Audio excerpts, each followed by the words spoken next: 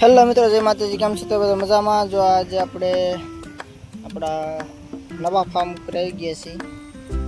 Farm number 3 છે આપણા.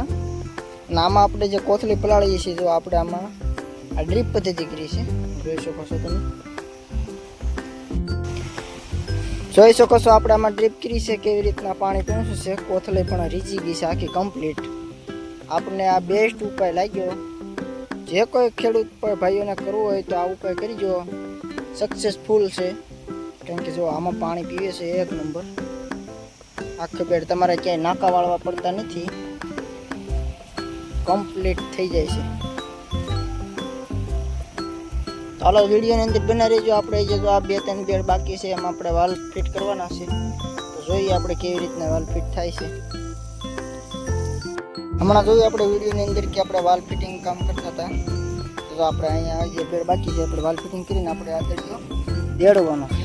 આ છે ને આમાં હોલ ક્યાર આવે છે, આ બધા હોલ છે ને કમ્પ્લીટ ક્યાર આવે છે. આમાં એલ આકારના હોલ આપે છે, ગોળ ગોળ હોલ આપે છે. આ પાઇપ આપણે સેઠા સુધી પાથરી દઈએ અને સ્લો કરી કેવી રીતના રિઝલ્ટ આવે છે ત્યાં સુધી વિડીયોની અંદર બન્યા રહેજો. હાલો આપણે પેલા બંડલ પાથરીએ. આવી રીતના બંડલ પાથરી દેવાનું છે.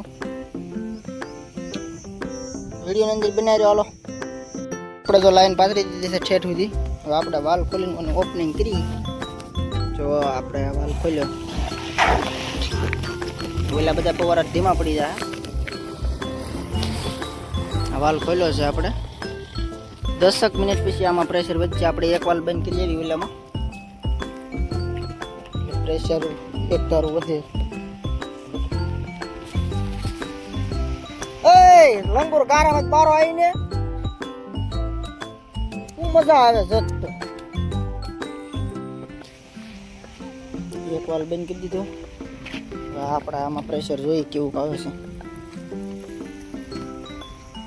આમાં ધીમું ધીમું વધી જાય છે.